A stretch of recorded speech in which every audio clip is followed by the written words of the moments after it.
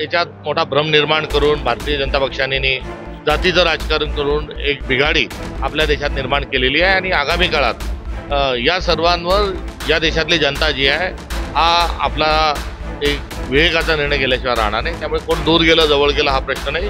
काँग्रेस आपल्या ध्येय धोरणाच्या भूमिकाच्या अनुषंगाने कार्यरत आहे। मुंबईचा ट्रॅफिक जाम दिवसभरासाठी जाम करणे असो किंवा मशाल मोर्चे घेऊन या संदर्भात आवाज उठवणे असो हे सर्व केलेले आहे आणि आगामी 3 तारखेला या संदर्भात राज्यस्तरीय रॅलीचं देखील आयोजन करण्यात आलं आहे। महानगरपालिकेच्या निवडणूक जवळ आल्या आहेत आणि सर्वच पक्ष आता त्याच्या तयारीला लागले आहेत। आपल्यासोबत काँग्रेस पक्षाचे प्रदेशाध्यक्ष हर्षवर्धन सपकाळ साहेब आहेत। काँग्रेस पण तयारीला लागली आहेत। आज पदाधिकाऱ्यांची बैठक सुद्धा होतीये। कशा प्रकारे तयारी सुरू आहे आणि काय नियोजन केले? स्थानिक स्वराज्य संस्थांच्या संदर्भामध्ये प्रभाग आणि वॉर्ड निहाय संघटन बांधणं हा आजच्या बैठकीतला एकूण गाभा होता आणि संघटन सर्जन संघटनेला नवबांधणी करणं आणि निवडणुकीच्या अनुषंगाने पुढे जाणं हे एकंदरीत आजच्या बैठकीचा मसुदा होता। बरं, एकीकडे तुम्ही विधानसभा असो किंवा लोकसभा महाविकास आघाडी म्हणून लढलाय, पण नगरपालिकेच्या निवडणुकीमध्ये तुम्ही स्वातंत्र्य लढण्याचे विचार करत आहात। तर काय तुमचे राज्यस्तरावर नियोजन झालेलं आहे आणि सर्व पक्षांनी त्याला सहमत दिली का? नाही, या संदर्भामध्ये आघाडी करण्याच्या युती करण्याच्या संदर्भात जो अधिकार आहे तो आम्ही स्थानिक जे आमचे पदाधिकारी आणि स्थानिक संघटन जे आहे त्यांना हे अधिकार आम्ही दिलेले आहेत आणि त्या अनुषंगानं ते निर्णय हे आपल्या पातळीवर घेतील। बरं, देशभरात काँग्रेसचे जे विरोधी पक्षनेते आहेत राहुल गांधी हे वोट चोरीच्या याच्यावर आवाज उठवतात। बिहारमध्ये त्यांची यात्रा सुद्धा सुरू आहे। मात्र प्रादेशिक जर बघितलं तर महाराष्ट्राची काँग्रेस कुठेतरी आंदोलन करण्यात किंवा रस्त्यावर उतरण्यात कमी पडते का आणि कधी तुम्ही ती भूमिका घेणार आहात? राहुल या संदर्भामध्ये आपल्याला इतर कुठे कुठे आंदोलन केले हे आम्ही आपल्यापर्यंत पोहोचवू। मी आपल्याला म्हणत नाही, मात्र आमच्या आंदोलनाला थोडीशी जागा मिळावी ही देखील उलट आमची असणारी जी खंत आहे ती मी या निमित्ताने बोलून दाखवतो।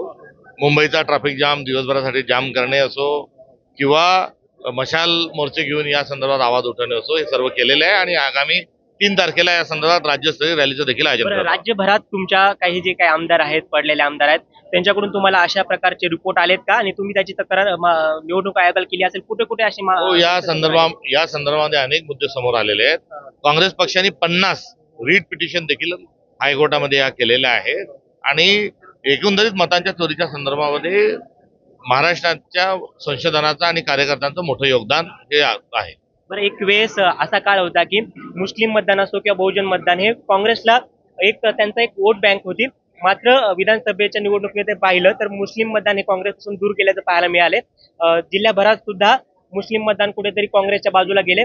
याचे प्रमुख कारणे काय होती आणि आता काँग्रेस म्हणून तुम्ही ती भूमिका काय घेणार आहात की ते वोट पुन्हा तुम्हाला मिळेल? सर्व धर्म समावेशक काँग्रेस पक्षाची भूमिका आहे आणि काँग्रेसच्या नंतर स्वातंत्र्यानंतर सर्वच वर्गातील लोक काँग्रेसला मतदान करत होते आणि याच्यात मोठा भ्रम निर्माण करून भारतीय जनता पक्षाने जातीचं राजकारण करून एक बिघाडी आपल्या देशात निर्माण केलेली आहे आणि आगामी काळात या सर्वांवर या देशातली जनता जी आहे हा आपला एक विवेकाचा निर्णय केल्याशिवाय राहणार नाही। त्यामुळे कोण दूर गेलं जवळ गेलं हा प्रश्न नाही।